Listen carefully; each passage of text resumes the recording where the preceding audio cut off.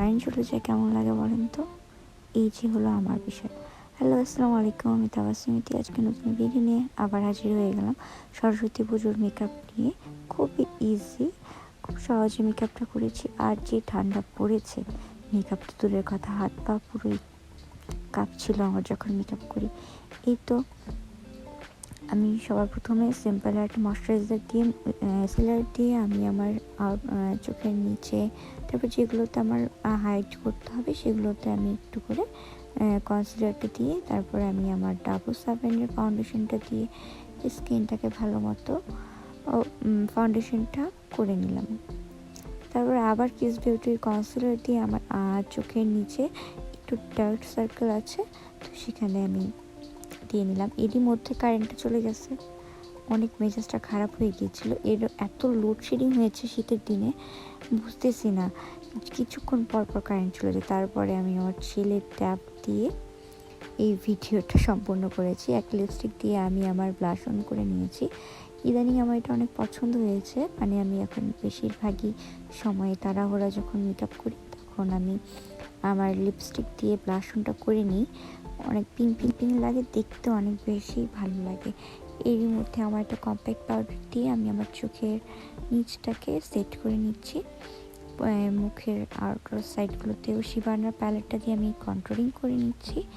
আমার এইটা অনেক ভালো লাগে কন্ট্রোলিং করতে। পাউডার কন্ট্রোলিংটা খুব ইজি, যারা কন্ট্রোলিং করতে পারেন না তারা অবশ্যই পাউডার কন্ট্রোলিংটা দিয়ে শুরু করবেন। তারপরে চোখে আমি আমার একটা প্যালেট থেকে, জ্যাসমিন হিল প্যালেট থেকে আমি ব্রাউন কালার শেড নিয়ে প্রথমে আমার হলো আউটার কর্নার করে নিচ্ছি। আর এখানে ফ্ল্যাশ দিয়ে আমি আমার হলো চোখটা করছি, তো বারবার ওখানে ফোকাস দিচ্ছি, এই জন্যই ওখানে ব্লাইন্ড হয়ে যাচ্ছে, দেখা যাচ্ছে না। আমার অনেক কষ্ট হয়েছে এই মেকআপটা করতে, চ্যালেঞ্জিং লাগছে। আর মেকআপটা যখন কারেন্ট আসে, আমি যখন মেকআপটা দেখি আমার তো বেশ ভালো লাগছে।